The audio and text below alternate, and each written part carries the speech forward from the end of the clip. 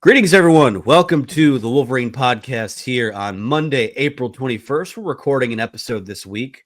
I'll be back live here soon.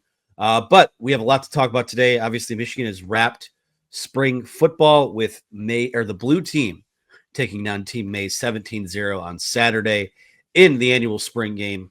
We'll kind of wrap up some thoughts on that. Again, it's kind of the further we get away from it, it's only been 2 days, but really looking forward to giving it a rewatch because it's a weird sensation to not be able to go back and watch it, but we will take you through some of the things we gleaned at each position. Clayton and I did that from the field on Saturday, but I want to extend that a little bit into what we learned about this team during spring football, so we will discuss that.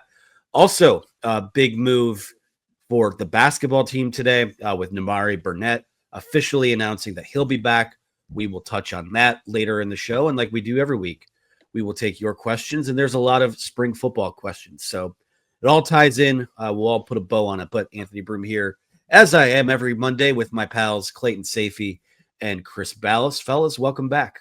Hey, thanks, buddy. And it was fun being there on Saturday. It was a great turnout. Everybody wanted to see Bryce Underwood, right? So pretty sure that was the biggest turnout probably since the first year of Jim Harbaugh, if I'm not mistaken. So, and it was a nice day, spitting a little bit of rain early, but guys, it's anytime you get to see the Michigan football team at Michigan Stadium, it's a lot of fun and brings me back memories of the old days. And I don't think I've missed a spring game since probably the late 1980s, believe it or not. So that's pretty crazy. But there was one year, it was at Saline High School with Rich Rodriguez, his first year, and it was really fitting that it was at a high school stadium.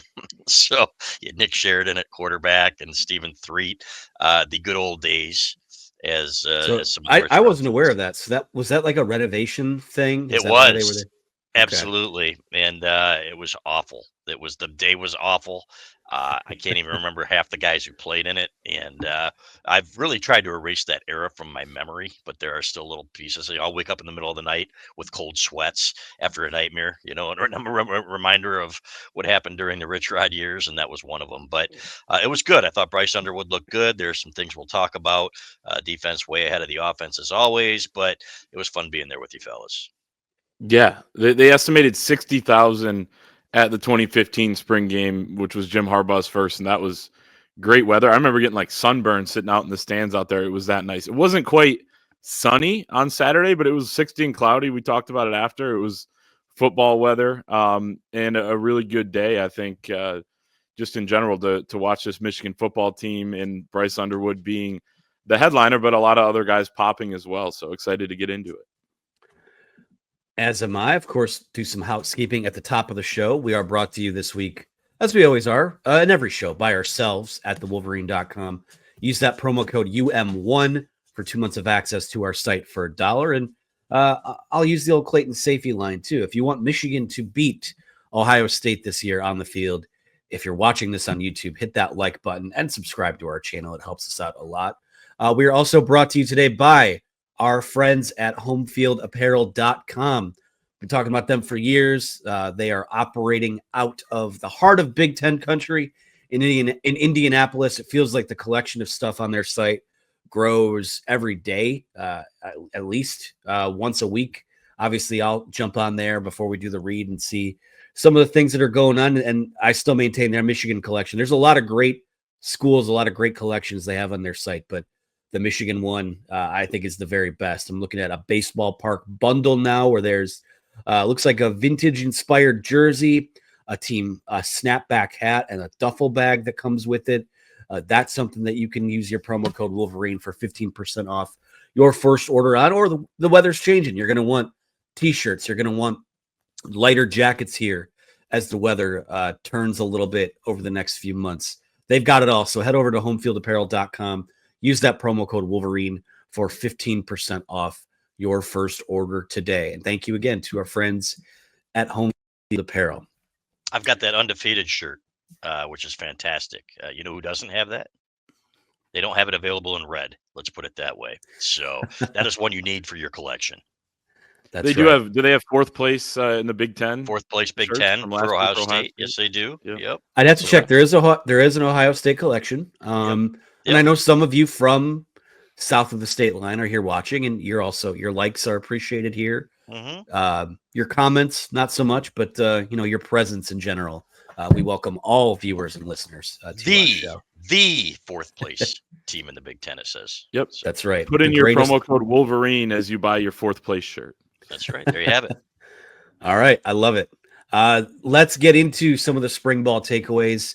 And we opened sort of saying it, yeah, but the headliner is the quarterback position and Bryce Underwood. And after the game, with the benefit of only having notes that were taken during the game, I think we saw a little bit of the whole experience from him. First off, it's a 17-year-old playing college football. He looks like he's at least 2 to 3 years older than that. He looks the part on the field, kind of flicks the ball effortlessly down the field. We were talking Saturday in the box. Some of his most impressive throws were the plays that weren't made, whether it be drops or miscommunications or what have you. But, in a setting like that where the teams are split, you're not really getting a feel for who's on the first team, second team, although we have a pretty good idea. But we saw a little bit of everything, and I'm not going to get too high about some of the highs that we saw, and I'm not going to get too low about, the 2 delay of games or an interception on, a miscommunication down the field or a fumble that he recovered on his own. It was, I just saw more juice at the quarterback position with him alone than anything we saw last year, which is both a referendum on what we saw last year and also, it speaks to the talent that Bryce Underwood has.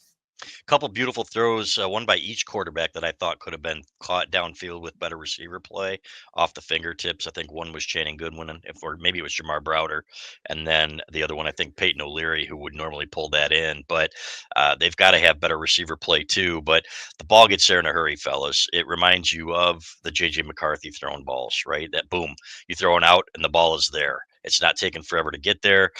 He made some really good decisions too on passes that they weren't there. So you put it where either only your receiver can catch it or it's going to be incomplete. Yeah, you had the one bad throw. You're going to have a few interceptions with a young guy. He is going to be the starting quarterback. I'll go on record now and say it. There's really not a whole lot of competition. Everybody was talking about Jaden Davis's improvement, and he was 6 of 17 with 2 picks. Both of them really bad picks too. So you're going to live and die with Bryce Underwood. So to me, it was more about watching his protection and the offensive line. And you can tell with some one-on-one matchups how guys are faring.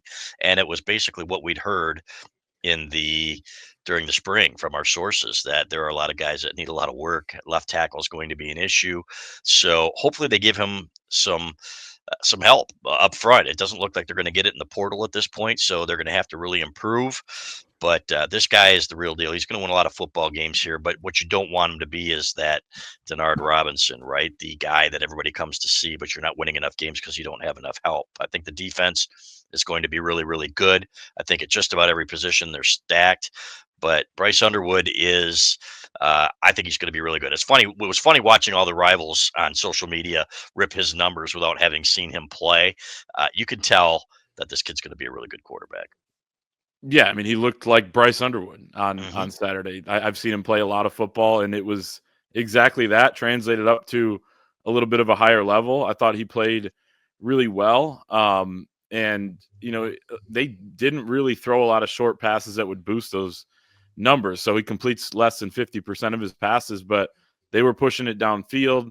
Like you said, Anthony, there were a couple passes that could have been caught as well, including the one to Joe Taylor in the end zone that was broken up by Chase Taylor. Taylor on Taylor crime there. That I thought was probably his best throw of the day. So made a lot of plays, didn't get to use his legs other than really the one scramble and a couple times where he got out of the pocket and then threw. I think he's going to get a lot more comfortable on those plays where he has to improvise, that some of those were incompletions when he kind of fire one down the field. But you're going to have your best receivers out there.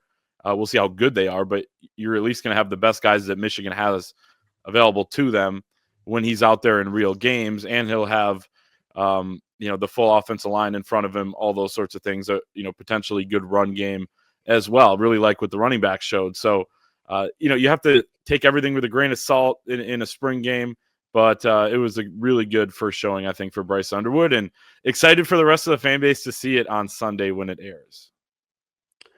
Yeah, still a whole nother week before it does air. And again, yeah, the Joe Taylor one that you just cited, the first thing that comes to mind is, Donovan McCulley probably makes that. It's nothing against Joe Taylor, but he's not going to play wide receiver reps with Bryce Underwood this year because I think Bryce Underwood is going to be your starter. But I think more than anything else, you just didn't want him to look like his head was spinning out there. And there was a little of that early on, which again, when you have protection issues and you're going against this Michigan defensive line, even in limited reps at the start of that game, they're going to do that to a lot of people, and especially to a Michigan offense that is still kind of finding its way. But, just offensively in general, and we'll move to running backs and such here in a minute. But I felt like, one, it was always going to be kind of a vanilla. These are always vanilla. They're going to keep the ball on the ground. It's actually pretty surprised they let Bryce Underwood throw as much as they did, which people have been asking them to do that with young quarterbacks for years in these spring games. So box check there again.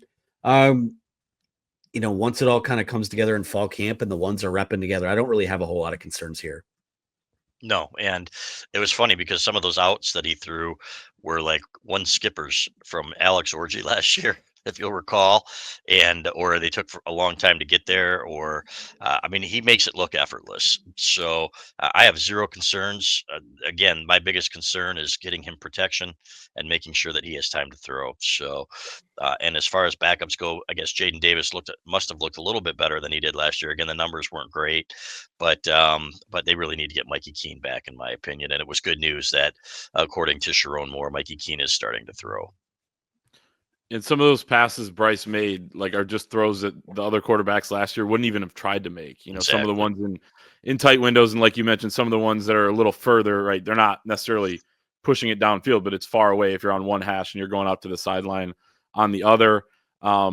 Just can get the ball. And then, of course, there are some of those, whether it was jitters or whatever you want to call it, I guess, mistakes like the one they're trying to throw the screen to 38 Bryce Wilcox, and he throws it, 5 feet over his head or 10 feet over his head. It was like, all right, whatever. It's kind of like a spring game throw. I even consider the pick kind of like just a throw that you see in a spring game where it's like, he's probably not going to throw that in a real game. He'd probably just take what he can on the ground, but he just, lofts it up there, and probably a miscommunication with the receiver. Tevis Metcalf picks it off, but I thought he was good. And Jaden Davis, really, I'd seen more of Bryce Underwood play football than Jaden Davis in my life, and got to see some of him in that game. And it's clear, right? I think the long windup allows defensive backs to anticipate what he's going to do, or even D linemen. They can, bat the ball down, get a tip at the line of scrimmage. We saw that a couple times.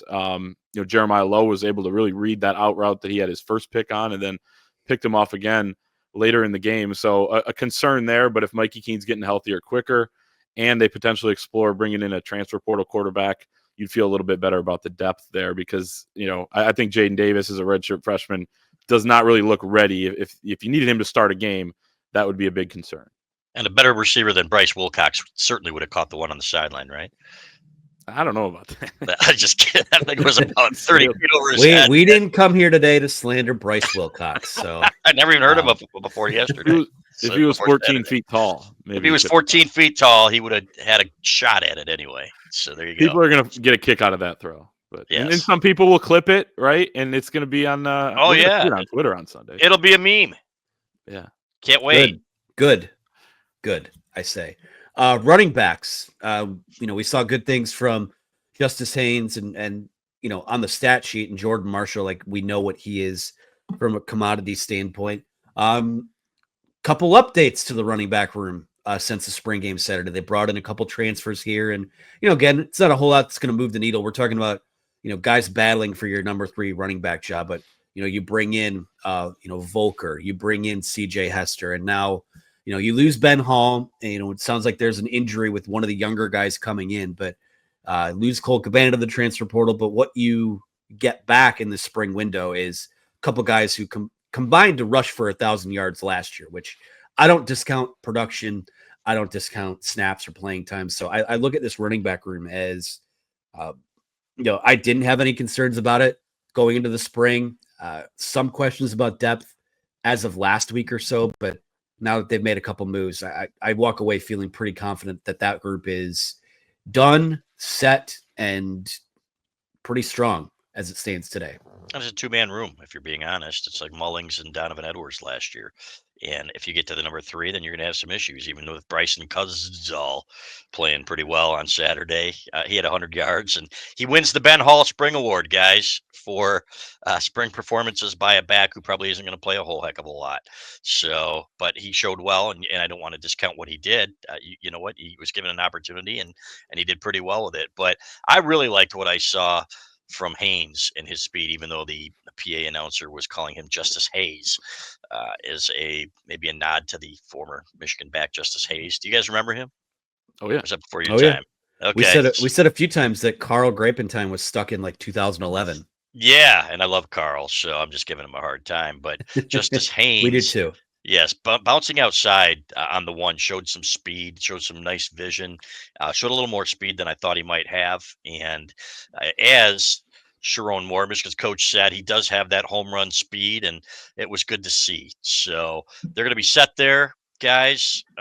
Tight ends, they're going to be set. If you look at, I mean, Hogan Hansen didn't even play, and they still went to the tight ends quite a bit. I'm sure we'll talk about that. But to me, that room's going to be really good. That running back room. Yeah, I mean it's I think potentially and probably will be better than Khalil Mullings and Donovan Edwards last season. And Wow.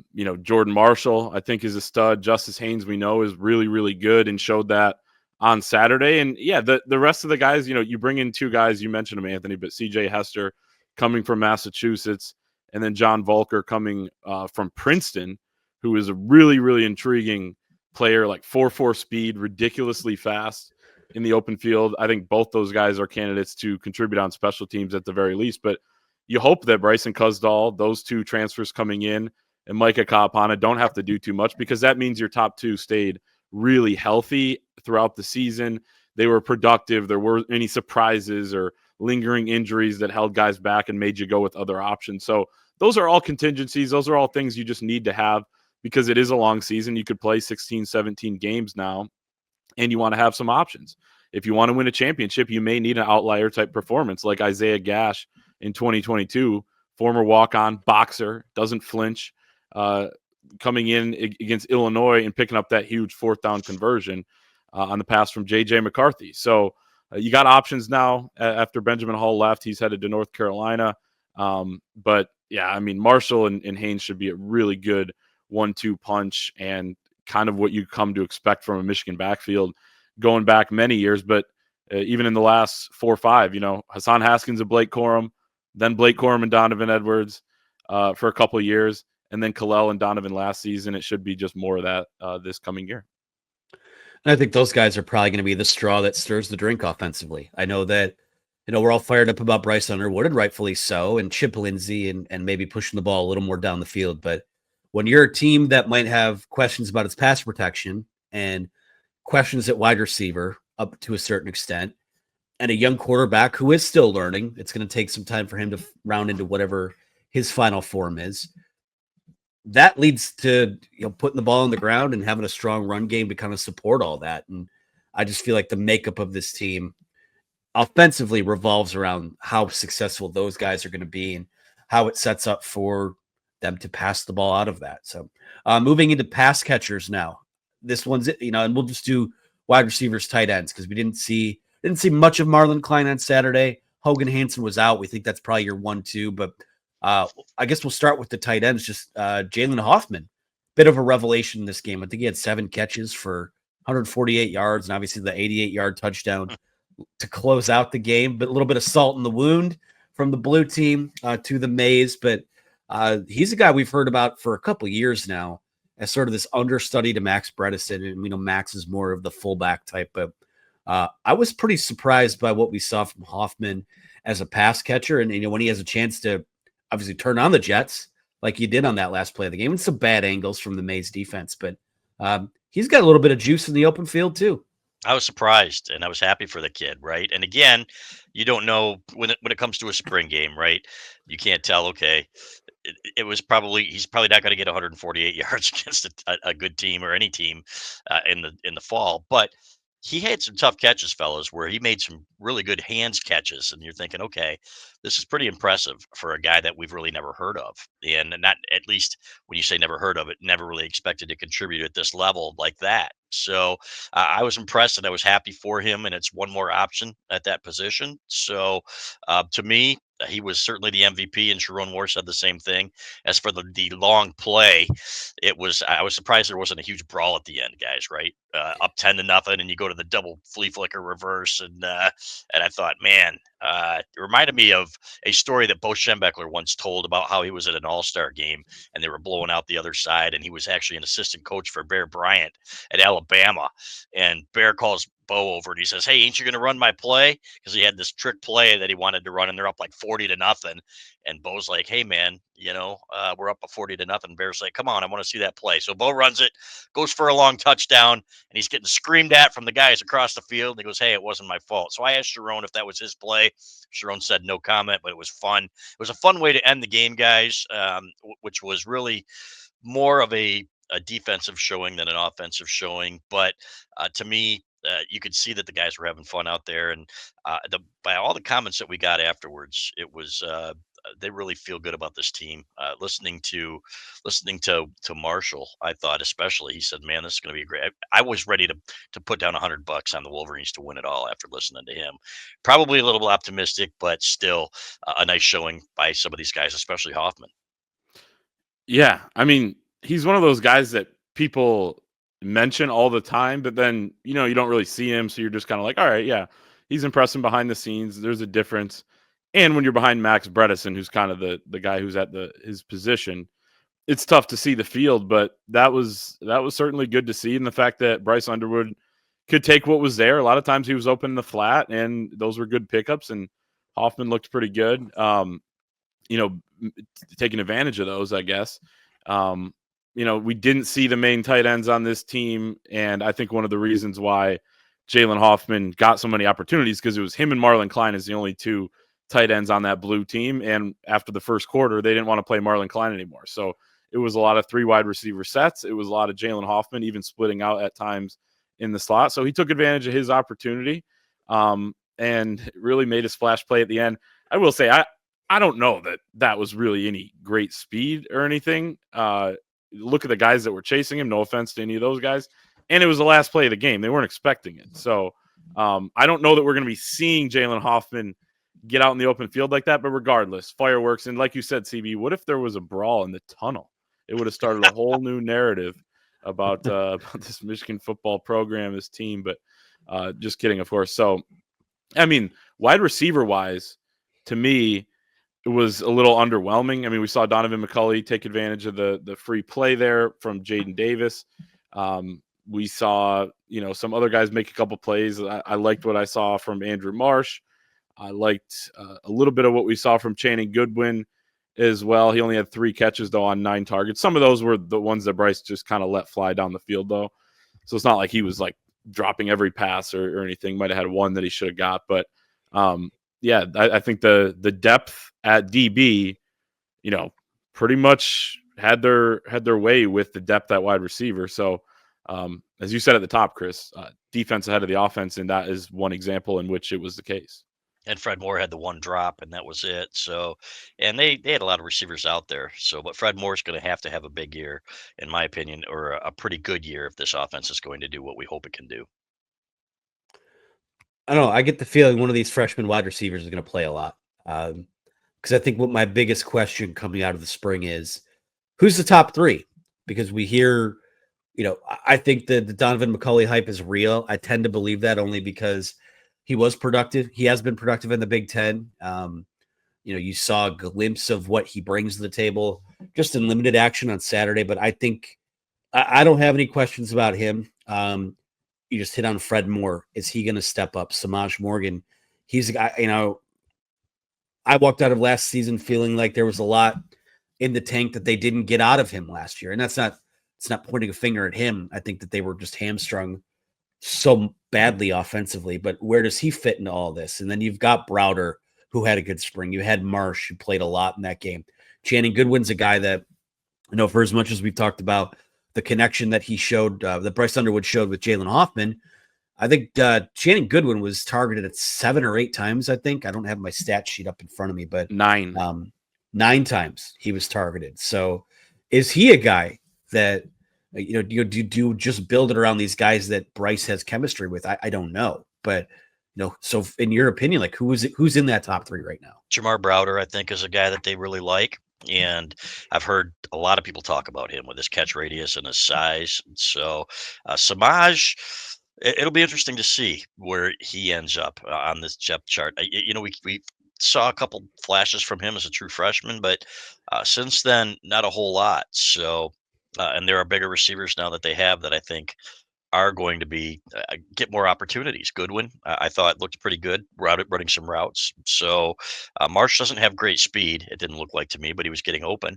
So, but I like Browder. I think Browder is a true freshman, and we gotta temper expectations for these guys because even the best of the best true freshmen who have ever played here, right? If you go back to Mario Manningham, Anthony Carter in 1979, these guys, it usually took until that second year for them to really emerge. So to me, maybe it is a veteran that maybe it is Samaj. I don't know. They still need help there, guys. And the fact that they, frankly, haven't gotten any more from the portal, and what we're hearing is they kind of, bless you, as they kind of price themselves out a little bit, or they are kind of priced out. They didn't price themselves out, but these receivers are commanding so much money, like these offensive linemen, that they're going to go with the group they have. So hopefully the tight ends produce again, and maybe Jalen Hoffman is a 100-yard a game guy, right?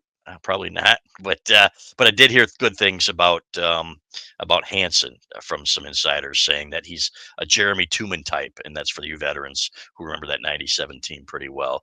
He led the team in receiving, I think, one year, if I'm not mistaken, or was second, maybe in the national championship year, and they used him kind of as a wide receiver. So that ball's going to go all over the place. You're going to see the backs catch some passes too, but as far as those top 3 receivers, I think it's those 2, and I think Fred Moore is going to be in there, and then it's kind of a question mark. Yeah, I think based on how who didn't play after the first quarter, I think that the starting lineup, if you go with 3 wide receivers right now, would be Donovan McCulley, Frederick Moore, and Samaj Morgan. And to Samaj's defense, a little bit about last season is that he is a little more limited in terms of like how you can use him, quick passes, reverses, things like that. And when you have a lot of balance to your offense in terms of the ball being spread around, that works. He had 4 touchdowns, 2 rushing, 2 receiving as a freshman, and they were all massive touchdowns in big games, big moments. The offense was struggling against Purdue. He had a long touchdown. It was struggling against Maryland after Roman Wilson got hurt, had a big touchdown. And a couple others. The Rutgers game got a little dicey there, and he had a big touchdown. And then I guess the other one was that Indiana one where he just somehow evaded the entire defense and ran into the end zone there, I think from 9 or 10 yards out. So I think he could have a role. A lot of what he is going to be able to do, and defense is not necessarily keying on screens to him, will be how the other guys fare. And Bryce Underwood's ability, which I think is at a much higher level, much, much, much than the quarterbacks last season. So, Donovan McCulley, I'm kind of buying that he is clearly their best wide receiver. My question mark is, okay, is that relative to the rest of the group that didn't really produce last season? Or is that in terms of being like a guy who can be a very good Big Ten wide receiver? Because he's had some flashes throughout his career, but hasn't been as consistent. So still waiting and seeing there. But at the same time, as we know, good quarterback play can really help a wide receiving crew. But I'm not sure what the upside of this room is. Is it average in the Big Ten? Would that be good enough with a great quarterback? Maybe. I don't know that the potential is a ton higher than that, though.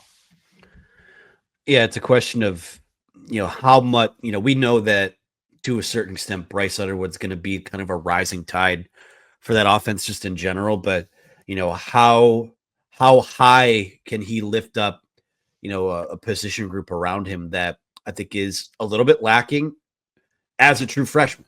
Like, I think that's a lot to ask of the guy. So that kind of goes hand in hand with how I feel about running this thing through those backs that we talked about earlier. Of course, none of them are going to be successful without good offensive line play. And coming out of the spring, Sharon was actually somewhat transparent by his standards, or in terms of, feels like they have 3 starters there on the offensive line right now. You've got Joel Hottie playing left guard. You'll have Greg Crippen at center. and Andrew Sprague is considered the guy that will probably start at right tackle. So from there, you've got battles at right guard and left tackle, and a lot of options. We saw Brady Norton play both tackle spots in the spring game. Evan Link is maybe quote unquote the leader at the moment at the left tackle spot, although I think he would fare better playing inside. That's just my opinion. And also there's the young freshman, Andrew Babalola, who was out there, has some work to do still. So offensive line, I don't think the spring did a whole lot to change our opinions. I think for me personally, maybe a little, not that I was ever high on them, but maybe cooling off even just a little bit more based on it didn't seem that spring provided some of the answers that they hoped it might there. And I don't know what the help is going to look like in the transfer portal. So a lot of work to still do there, of course.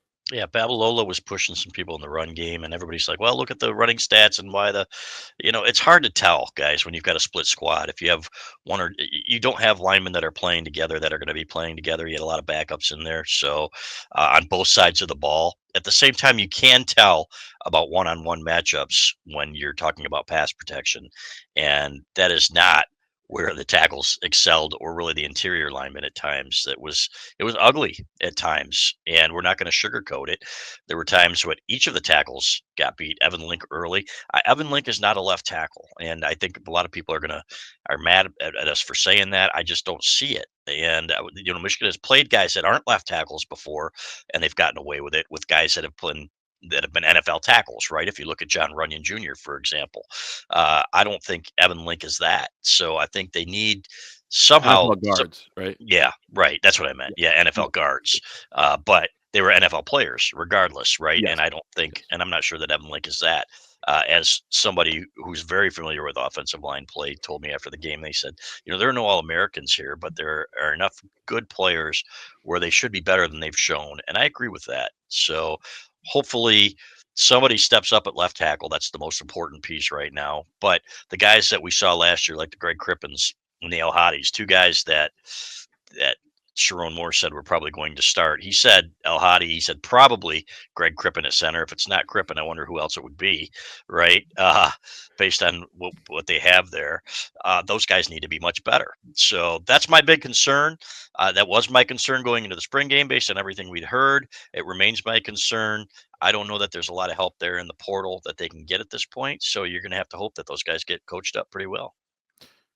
Yeah, and it is hard to judge in that setting, but there were a lot of lapses in pass protection and a lot of pressure on those quarterbacks on both sides. So that was concerning. Offensive lines take time to mesh together or gel. The only things that gel are offensive lines. I'd never heard anyone use that word in another context, but so if they do find kind of the best five at different positions, and then you move forward, I don't think spring would be the time to fully judge it, but I think it remains a big concern on this team. Would Evan Link, let's say Brady Norton's good enough to start at left tackle. I know he's undersized and doesn't have any experience at this level of football, but coming from Cal Poly, and then you move Evan Link to right guard, maybe that's your strongest group. I think they wanted to move a lot of guys around this spring, kind of experiment with what they had. So I still think they're in that phase. But at the same time, I am a little bit concerned about the lack of competition at some of these positions, even some guys that are, penciled in at least, or however Sharon Moore wanted to put it, at some of these spots. How good are they? And how good are the guys that are pushing them is one thing. And then also it just doesn't feel like they're 10 deep like they said in 2023 they wanted to be. And they proved in that year that they needed that depth. And last season they had a lot of injuries on the offensive line as well. So I'm concerned about the depth as well as about everything else with it. It's the biggest TBD on the team right now. I can't even really think of, this could be their best combo, or what about this? Or do they try? I don't envy them. On the same token, they better figure it out, because like we said before, I think if there's one area that's kind of screaming concern or something that could hold them back this year, it is the offensive line. Let's switch over to the defensive line. Again, defense ahead of offense this time of year. It's always the case. No real surprises there. Saw some good things from the starters in limited time. Rayshon Benny had a quote-unquote sack up the middle on the first snap of the game. Dominic Nichols, sort of guy in the mix to be in the 2 deep at edge, I thought showed some good things. We saw a little bit of something from everyone, it felt like. And I don't know that we come out of the spring feeling like they're deeper than we thought they were, but I think things are pretty darn steady there. I agree with that. And Derek Moore was in the backfield on a couple of his first snaps as well, which should surprise nobody. He's had a great spring. And, what we're told was they've got 4, 5, 6 guys inside that they could rotate, and they're like the same guy in there. And they mean that in a good way, especially if you look at what Benny has accomplished in his career playing behind Mason Graham or next to Kenneth Grant. So that is going to be a team strength, which is fantastic because that's where you start when you're building a great defense. But I love the athleticism from the linebackers. Cole Sullivan again showed up late, right? We saw him in on a lot of plays, and to me, there are 2 question marks. One, cornerback, and I thought the corners played okay in this game. There were a couple plays where there should have been some pass interferences called. Maybe one on Shamari Earls on a deep ball for Peyton O'Leary. And if Jair Hill is going to be your guy, your number 1 corner, then he needs to be dependable and he needs to show that maturity. And so it's, to me, that's a position that still needs to be shored up, and based on what we've seen and what we've heard. But other than that, I love this defense. I think Wink Martindale in year 2, it's pretty exciting, especially the way they played down the stretch last year. Yeah, you're losing some NFL talent, but you still got some really good talent on this team. It's going to be no first round picks, maybe 1 first round pick if Derek Moore has the kind of year that he can, but a lot of very athletic day 2 guys that should provide one of the best defenses in the Big Ten or maybe even the country. If Derek Moore turns into a first round pick, I mean, that would Yeah. be a massive jump. It would be a Right. huge surprise, but I do think he could be a really good player this year, and he's shown he's been a very good player in the past. Somewhat. I mean, and like I've been saying each year, you can, he's that guy that's got all the physical tools, but he could really be a high level player if he puts it all together. So, and you got more depth, I think, this season. You're kind of replacing those difference makers, and I think that a couple of these guys can be. Rayshon Benny and Derek Moore would be the top candidates, but you're replacing surefire difference makers for fresh bodies that can roll in there, 10 deep, Sharon Moore said after the game, and it truly kind of is. I mean, you have 6 defensive tackles that they feel like they can roll through. I mean, I would, in a bigger game, I'd probably cut that to 5, and maybe cut it off at Anoeta there, who's on the screen. In Trey Pierce being at the back end of that as well. Maybe not as much Ike Iwuna, but maybe he makes a jump as well. So 5 or 6 deep at D tackle and 4 deep at the edge rusher spot. Dom Nichols really played well, as you mentioned, Anthony. And Cameron Brandt has played a lot of football here last season. And then TJ Guy kind of emerging into his first year as a starter, made a couple spot starts last season, but that's a big adjustment for him too, where he's not just the fresh guy coming in and rushing off the edge. He's going to have to do it a little bit more. But I think this can be one of the top tier defensive lines in the Big Ten. And you couple that, if you want to extend it to the front 7 with the linebackers with emerging depth, it can be one of the better front 7s in the country. So that's really exciting. And in a lot of ways, that's where it starts with this defense. I don't have the stat in front of me, but I think Josiah Stewart and Derek Moore were tied at the top of the board in pressures last year. Obviously, Josiah Stewart a little more productive from a sack perspective, but I think when you look at Derek Moore as a potential tone setter for this defense, he's a guy that I don't know that he has. I don't think it's an effort thing. I just think it takes guys a while to learn how to finish plays. Aiden Hutchinson, and again, it's not a 1-to-1 comparison. I'm not saying Derek Moore is the next Aiden Hutchinson, but he was a guy where his junior year, sophomore and junior years, the pressures were there, the disruption was there, and then the sack numbers followed as a senior, and his stock, jumped up in a big way. I don't know that Derek Moore's stock can jump to that extent, but I do expect him to finish off plays a little bit more. Darn near unanimous whenever you'd ask who was having the best camp of any of the defensive players.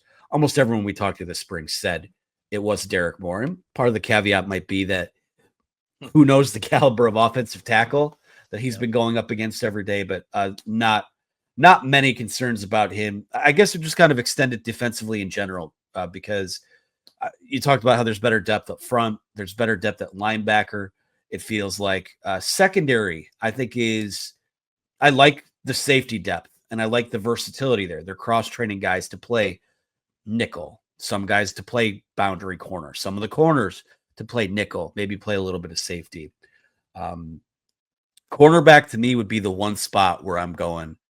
I think they have a couple guys there who could be solid to good number twos. Is there a number one corner on this team? Is that we've seen them kind of kick the tires on a few guys in the spring portal. Is that something they'll be able to address over the next week, couple weeks, however long their courtship of some of these guys last? I think that is the one spot where if you could maybe go find a starting caliber corner in the portal, I'd feel pretty good about this entire defense, and maybe not no weaknesses, maybe not as good as remember Jim Harbaugh and his phrase, the no star defense, but I feel pretty good about that. They'd have guys that are capable of carrying their weight at every single spot. Yeah, and if you get Rod Moore back, when you get Rod Moore back, he's going to help that secondary, right? And these young guys to have that quarterback of the secondary back there to really mature, to help these guys mature. These guys like Jair Hill, who they are going to be depending on. He needs to be a dependable guy. I can't stress that enough. So to me, that would help tremendously. I love Mason Curtis. Everything we've heard about him, we've heard he's playing more nickel now too. At that size, that's pretty fantastic, right? Zeke Berry, I thought, exceeded expectations at corner. And I think he is a solid guy there. He's a guy that you can put anywhere and he can play anywhere, but really rose to the occasion, I thought, last year. So am I wrong in thinking Josiah Edmond had some decent plays on Saturday? I thought he looked pretty decent at times, right? So Jeremiah Lowe as well. Yeah, I mean, he had 2 picks, and we're sitting here talking about how the cornerback might be a concern, but it's not just about one game. Obviously, it's about what they've done all spring. So, and I want to make one more observation. Where's Josiah Stewart projected to go now, guys, in the NFL draft? Do we know? Early second, third round? Probably mid to late second to somewhere in the third. Okay. Yep. And a couple of years ago, you're thinking this is just a guy coming from a smaller school but he really elevated his stock too, to the point where some people were talking about, wow, could he even go early in the second round? So when I say Derek Moore, no, we aren't expecting him to be a first round pick, but does he have that physical ability to be? And it wouldn't be a complete shocker if he came out of nowhere. This guy, they've been saying it since day one. In fact, when he first got here, the coaches were like, this guy's going to be could be a first round pick someday if he puts it all together. So I just wanted to clarify that. I think when you look at the safeties, they could be a nice best friend for the corners, and the pass rush, if it's good and really good, can also help those corners out. So that is the weakness. Looking back at my power rankings of the position groups coming into spring, corner was last in the defensive side. And I think it stays that way coming out, but you have a lot around them. So if that's your weakness, maybe you can mask that a little bit with the rest of it. And like you said, Chris, I mean, Rod Moore, for the lack of difference makers, maybe this defense has those first round type of picks. And I don't know that Rod Moore's first round pick, but he's a difference maker on the back end. So that can help the other guys out. If you can make big, timely plays like Rod Moore is known to do and has done throughout his career, that would be massive as well. But yeah, I think I left impressed with the Metcalf brothers, both Tevis and TJ, on Saturday. I think those are 2 underrated pickups in the transfer portal out of Arkansas, especially Tevis, who played on special teams for the Razorbacks last year, but didn't earn much time on defense. Now he shows out on defense in the spring game. I thought that was nice. Your guys' thoughts on going and getting Dylan Tatum from the portal from Michigan State to help at corner? Is he good enough? See, I wouldn't play him at corner. I'd right. He's played corner at State. So yeah, and then they moved him to safety. They did. At State. So yeah, I would take a pass there. Great kid though. I love Dylan. I covered him and talked to him a few times when he was a recruit. And I mean, I think he could add something as a nickel or safety to a decent team. I wonder what his plan is coming out, because that was a big shocker out of Michigan State. Yeah. Wants to play for – I'm just not going to go there. It's April 21st. I'm not going there today.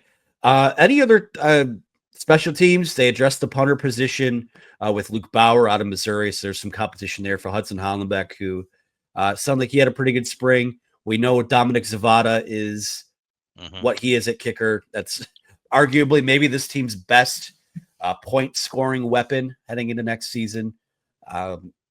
from there, it seems like both of these backs they just brought in from the portal will at least factor into some of the battles at the return spots. So special teams, I don't really have any thoughts there. That's just kind of rounding out the group. But anything else we may have missed on in general before we Yeah, move on? Stuart Balake didn't help himself, right?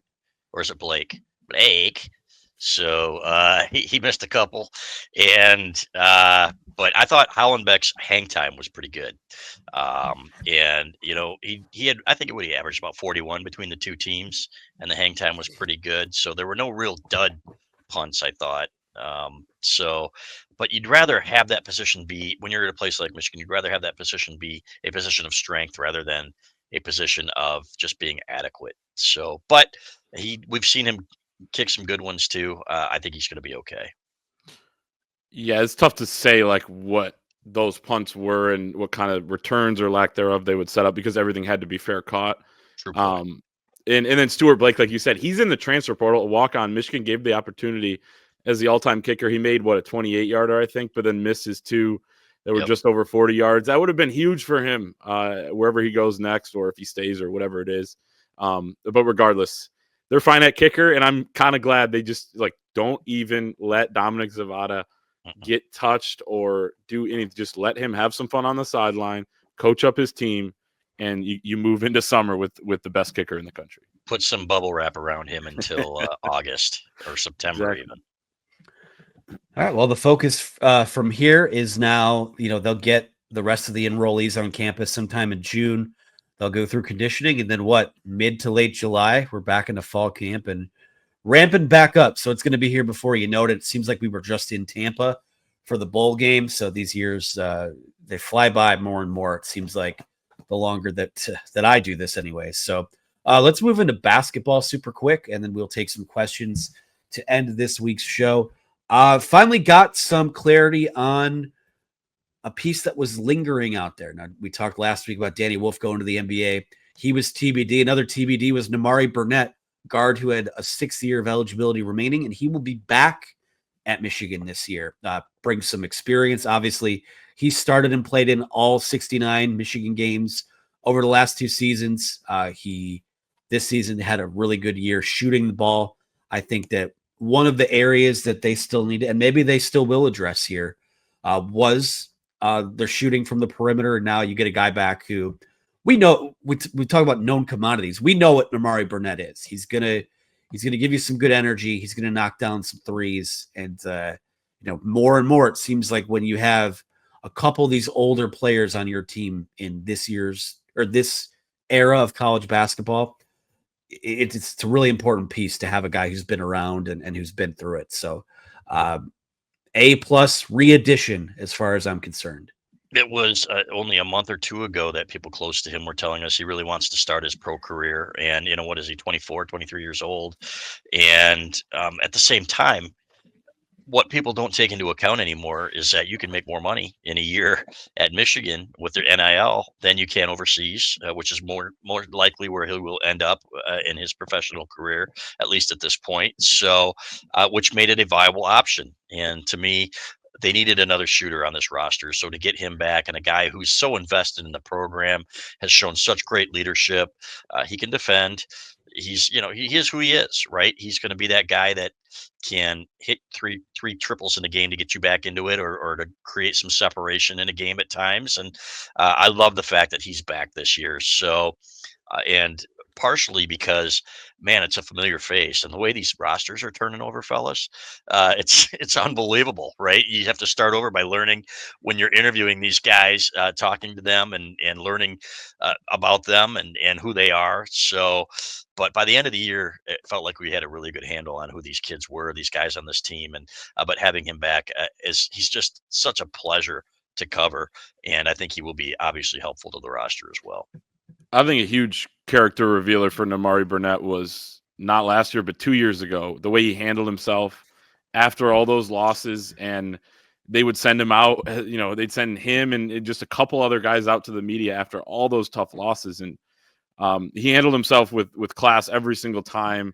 He was honest, about what was going on in the struggles and what needed to improve. And obviously, they just didn't have the guys or any of it to really improve that, but they kept looking for ways. But this is a crazy just journey for Nimari Burnett. He was recruited by John Beilein's staff. That's how old he is. He's 23. He's going to turn 24 in the middle of last season. He took his official visit or a visit to the University of Michigan with Luke Yaklich as his primary recruiter, and John Beilein is the head coach. He got sick on his visit, goes back to Chicago, cut it a little bit early.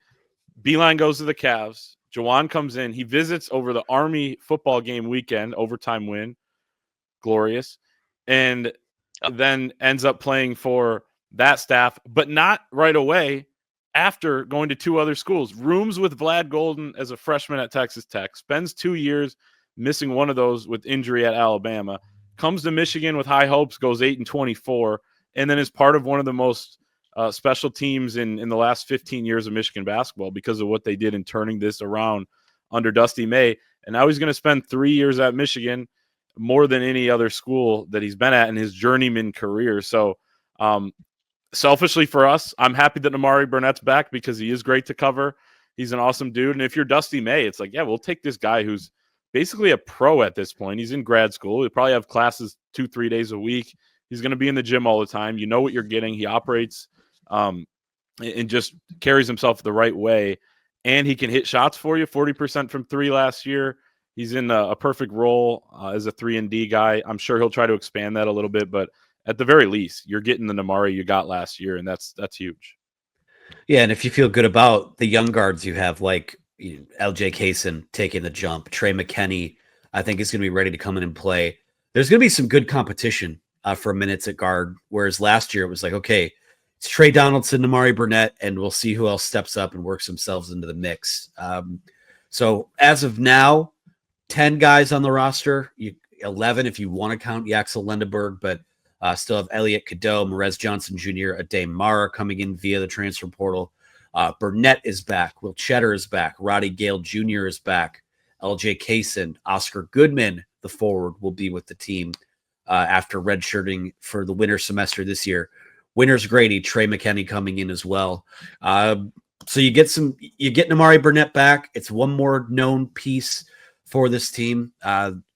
Obviously, we know we're going to be waiting for a bit here on Lendeberg's decision, but I guess what's next for this roster? Is it as simple as just waiting for him and seeing where, maybe grab an international guy or two somewhere, or how does this thing finish out? Because I feel like we're getting close. There's probably 2 to 3 spots left to be determined for next year's roster. Yeah, and I was looking at your hot board just today, Anthony, and there's one name left on it. The kid from Tarleton State, and I can't even remember his name. Boo something. Boo Benjamin. Boo Benjamin. Yeah. So the options have dwindled there. Malik Cordell from Germany. We believe that's who Dusty May was over there seeing when he went over to Germany recently, a couple weeks ago anyway. So they feel really good about their standing with him, the 7-footer, but he's more of a developmental piece, right? So Cordell with Lendeborg, I don't know how optimistic they are about him being here next year, but that would be unbelievable to see him in a Michigan uniform for a year.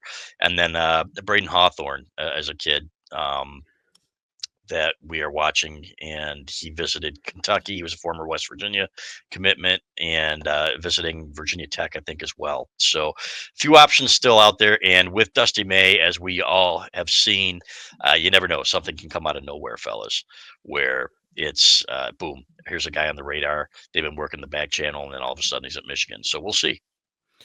Yeah, I think Lendeborg, so much of it is just going to come down to the pre-draft workouts and combine, which will take place in the middle of the next month. So still some waiting there, but I mean, would just improve this team a ton if he does decide to come back. But I think with or without him, what I'm looking at, Anthony, with this roster is just how old it is. And I think it was probably an emphasis from Dusty May, who said in one of his interviews recently that, and pointed out that no freshman checked into the national title game this past year. I think a lot of coaches, things are so new. You start to do some research just on what works and what doesn't in college basketball, because a lot of the deep-seated beliefs they probably had for years and years aren't the case anymore because it's a different sport. So being old is important.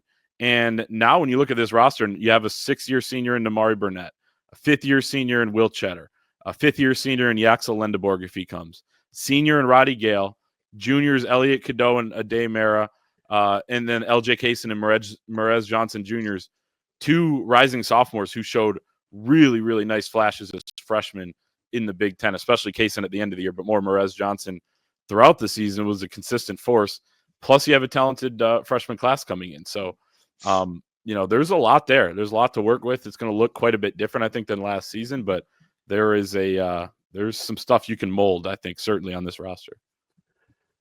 I agree. It's going to be exciting to see how the rest of it comes together. We're supposed to be talking to Dusty May, hopefully the next couple of weeks here. So we'll see what the roster looks like by the time he does that. Fellas, if you'll bear with me for a few extra minutes today, we'll go just a little bit longer because we have a lot of great questions pertaining to spring football. So I'll kind of rapid fire it here if you guys are ready for that.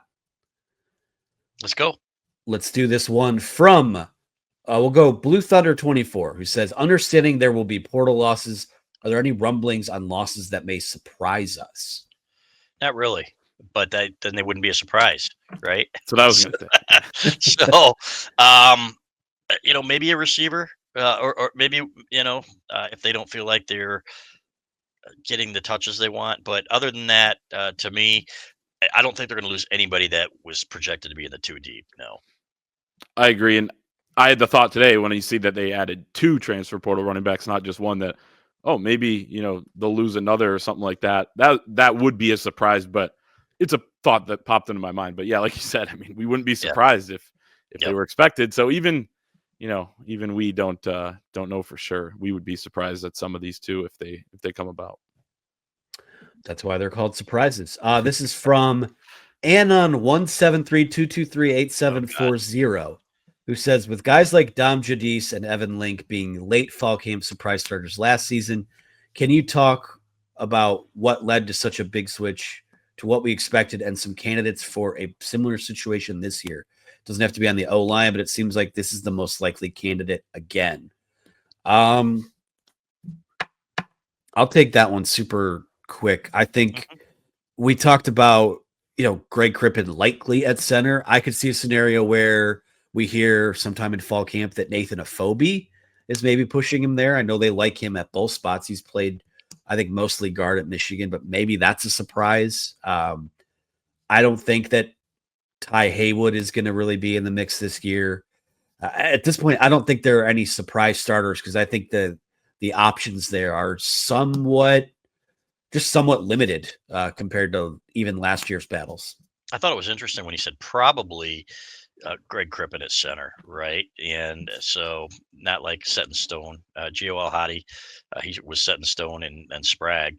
But was it Jake Warnera who was also playing center? I think that's right. On that's Saturday. The name and Caden Strayhorn as well. Yeah, so Caden's not going to be ready in my opinion. But no. I think Jake, you never know. Maybe somebody like that comes out of nowhere and they want to upgrade there. So Greg had a decent year last year, but again, he got beat out by Dom Jadis early. So that's one I'm going to continue to watch.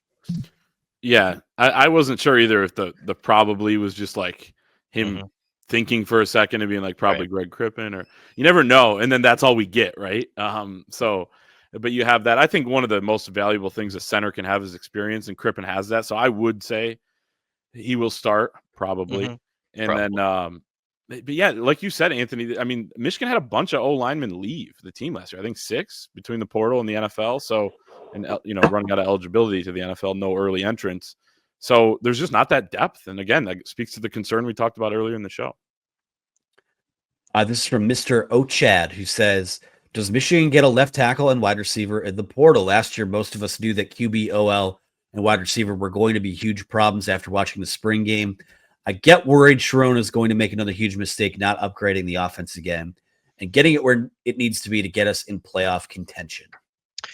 What we've heard recently, and I'm going to put in an article that you'll probably be able to read here shortly, is that they've gotten really pricey, and what you would expect in the portal, right? Teams get desperate for talent, and a couple of areas that need to be shorn up. And offensive tackle is not cheap. Offensive line is not cheap, as we saw with the Notre Dame guys.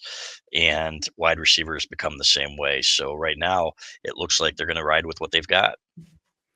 And winning championships isn't cheap either. So, I mean, if you are, and it's like if you're a desperate team, then you may have to pay like you're a desperate team. So I guess if they don't feel like they're desperate or they don't have the money, which I would doubt, then they won't do it. But yeah, it seems like corner would probably be the number one spot you'd target in the transfer portal, which could speak to, them liking the personnel at some of the other positions. At wide receiver, you got like 1 million players. I don't know how good some of them are, but you already have a lot of numbers there. And then O-line probably lighter on numbers than normal. But so yeah, that'll be interesting. I think they could use some difference makers. It does feel like cornerback is the spot that they could address that makes this year's version of this team realistically the best it could be, because all we can really do. I think that offensive line is the biggest need by far, and I think corner is almost a luxury, and not a luxury, but yeah, I think on the defensive side of the ball, I think you're absolutely right, Anthony. Like, that's okay. Now your defense is going to be lights out if you get them, but damn it, you still have to move the ball. Yeah. My rationale for that is this, in that all we can, we hear rumblings of, they'd like to target this. Oh, they're going to be active here. We always, before every window, we hear how big a spender Michigan's going to be. But in this particular window, we haven't seen, I think, any rumblings about wide receiver and very few about the offensive line. So if we're just judging them based on activity, it kind of feels like they feel that cornerback is going to be the easiest fix that they can maybe get here. So I don't know if that's true or not, but just judging based on portal activity, if you're using that as reading tea leaves, other than the Joe Cotton guy who's at Cincinnati now, we just haven't heard a whole lot about anyone else. No, the kid from Ferris State ends up at Iowa, and the rumblings are he got $750,000 to go there. So that just goes to show you how expensive these guys are. And based on portal activity, Michigan's running back room is the worst group on the team. They had to upgrade. Oh God. It's not, so that's not apples and apples, but it's going to be interesting. At some point, they're going to have to, whether it is the transfer portal or recruiting, you got to stop hearing about how expensive it is. If that's the going rate and that's your deficiency, you better find a way to address that deficiency one way or another. And even if it means that your salary for these other guys is going up to match it. I mean, you supposedly have the money, and I mean, you want to be the Yankees or don't you? Right. So, or the old Detroit Red Wings, the Los Angeles Dodgers, so that's basically what winning is these days. I think we'll take one more. This is from Dre_Dub with 2 B's. He says, is there more optimism with the offense coming out of this game compared to last year's game? And if so, what were some notable differences? I'll take that one. Bryce Underwood, having a quarterback. Period. End of story. Yep. I think you're solid at. I think you're going to be a little better at wide receiver, right? I think your tight ends are going to be. You aren't going to have Colston Loveland there, so that's going to be a little bit of a step down. Running backs are going to be good, but to me, when you've got a quarterback that can do things and move the chains without having a complete supporting cast around you, then you're in better shape. Totally. And what was the difference even on Saturday between the blue team that won, let's say 10-0 before the trick play, right, and the Maize team? Yep. The Maize team actually ran the ball better, but to stay on the field, they had to pick up some of those third downs and move the ball through the air a little bit. And the blue team had Bryce Underwood, and the Maize team didn't. So that is the noticeable difference. We'll see. I mean, it's got to be better. Like, somehow it just will produce at a higher level than last year's offense, even though you lose Kalel Mullings and Colston Loveland, who are your 2 most valuable players on that side of the ball. You do probably downgrade it at a couple of positions, or at least one tight end, and then maybe push at running back. I think they'll be better. But I just, at some point, the quarterback's going to make that difference, I think. So I feel better about it coming out of this one. But I think a lot of people felt probably better than they should have last year. So I don't think we can really compare that. Last year was a humbling year for a lot of people with that offense. Just based on number 1 quarterback recruit, 5-star guy, one of a can't miss guy, and an offensive coordinator that has a track record of doing this well for a long time. Yes, 1000%. I have less questions about the offense, but we don't know how good it's going to be yet. And I think that's kind of where we're at here heading into the summer months. That's going to do it for us today. A lot of ground covered here. Spring ball in the books. We'll continue to put a bow on that over at thewolverine.com. I'm sure we'll have some more topics on football. I mean, definitely sprinkled through out the next few weeks, next couple months leading up to fall camp. But be sure to like this video, subscribe to the channel for more content, whether it's from us, the recruiting guys, press conferences. Like I said, we'll be camp season's going to be upon us. Before we know it, we'll be talking to players, talking to coaches. So you're going to want to get in on our YouTube channel. So hit that subscribe button below. Also use that promo code UM1 for 2 months of access to our site for only $1. It's the best deal in America per our Clayton Safety. For Clayton Safety, Chris Ballas, our producer Megan behind the scenes. I'm Anthony Broom. Thank you guys so much for watching, and we'll talk to you again later this week.